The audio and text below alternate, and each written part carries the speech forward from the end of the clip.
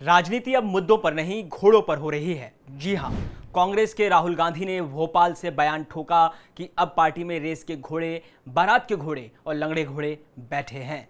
अब जरा सोचिए, पार्टी का नेता घोड़े गिन रहा है और कार्यकर्ता समझ नहीं पा रहा कि उसे घास मिलेगी या घसीटा जाएगा। और फिर क्या था, अरविंद केजरीवाल को मिल गया मौका, गुजरात की सभा से ठोक दिया तंज। कांग्रेस में सब शादी के घोड़े हैं और आप वाले लंबी रेस के घोड़े हैं। अब इस बयानबाजी में घोड़े कौन हैं और लगाम किसके हाथ में है, यही तो देखना है। वीडियो में आगे जानिए राहुल गांधी ने ये घोड़ा थ्योरी क्यों चलाई, केजरीवाल का वार कितना सीधा था, सधा था और 2025 की रेस में कौन टिकेगा, कौन फिसलेगा। बने रहिए, क्योंकि यहाँ घोड़े नहीं नेता दौड़ते हैं और जनता लगाम कसती है। यह है आयोन भारत डिजिटल और मैं हूँ आपके साथ कमल मिश्रा। अब सवाल यह है कि राहुल गांधी ने आखिर ऐसा क्या कह दिया जो राजनीति में घोड़ों की रेस शुरू हो गई। भोपाल का मंच 3 जून 2025। कांग्रेस कार्यकर्ताओं को संबोधित करते हुए राहुल गांधी ने कहा, पार्टी में कुछ ऐसे कार्यकर्ता हैं जो आज भी पूरी ताकत से मैदान में डटे हुए हैं, मेहनत कर रहे हैं, लड़ रहे हैं। लेकिन कुछ ऐसे भी हैं जो अब थक चुके हैं, जो अब रेस में नहीं हैं। और यहीं से शुरू हुई घोड़ों की क्लासिफिकेशन।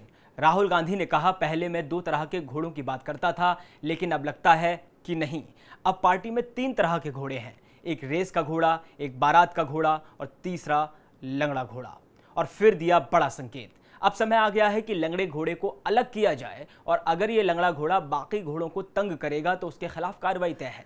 मतलब साफ है, कांग्रेस अब 2024 के हार के बाद फालतू घोड़ों का बोझ नहीं उठाना चाहती। जो रेस में है वही कांग्रेस में रहेगा और जो बारात या बैसाखी पर टिका है उसकी छुट्टी पक्की है।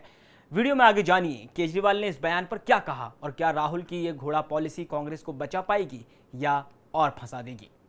अब बात सिर्फ घोड़ों तक नहीं रुकी। केजरीवाल ने तो कांग्रेस के पुराने जख्म और बीजेपी के नए घमंड दोनों पर वार कर डाला है। केजरीवाल ने कहा, 1985 में कांग्रेस को गुजरात में भारी बहुमत मिला था, लेकिन सत्ता के नशे में 2 साल में ऐसा घमंड चढ़ा कि किसानों पर गोलियां चलवा दी और 10 मासूम किसान मारे गए। और फिर जोड़ दिया बीजेपी से सीधा कंपैरिजन। अब वही घमंड यानी जो कांग्रेस को चढ़ा वही बीजेपी को चढ़ गया है। लेकिन याद रखिए, जिस दिन जनता लाठी खाएगी उस दिन कुर्सियां उलट जाएंगी।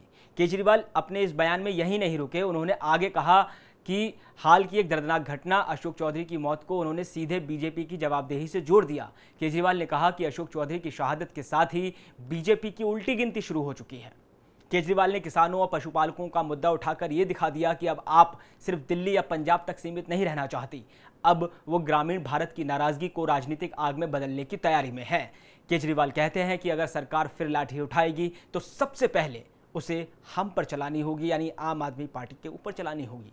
ये लाइन अब आपकी नई रणनीति का सिंबल बन चुकी है। अरविंद केजरीवाल कहते हैं कि अडानी को ठेका दिलाने के लिए पीएम विदेश जाते हैं, लेकिन गुजरात का किसान जब बोनस मांगता है तो उस पर लाठियां बरसाते हैं। ये गरीबों की नहीं, उद्योगपतियों और अमीरों की सरकार है। दोस्तों, अब बात सिर्फ रेस के घोड़ों की नहीं रह गई, अब बात है सत्ता के घमंड की, किसानों की लाठियों की और विपक्ष के नए तेवरों की। राहुल गांधी संगठन में सफाई की बात कर रहे हैं तो केजरीवाल विपक्ष की जमीन पर कब्जा जमाने की कोशिश। लेकिन असली सवाल तो आपसे है, जनता से। क्या कांग्रेस की घोड़ा थ्योरी सच में पार्टी को बदल पाएगी? क्या केजरीवाल की ये आक्रामक राजनीति बीजेपी को गुजरात जैसे किले में टक्कर दे पाएगी? और क्या किसान फिर से चुनावी मुद्दा बनेंगे या फिर से सिर्फ गोली और लाठी सहेंगे? इस वीडियो में फिलहाल इतना ही। देश और दुनिया की बाकी तमाम खबरों के लिए आप देखते रहें आयोन भारत डिजिटल। नमस्कार।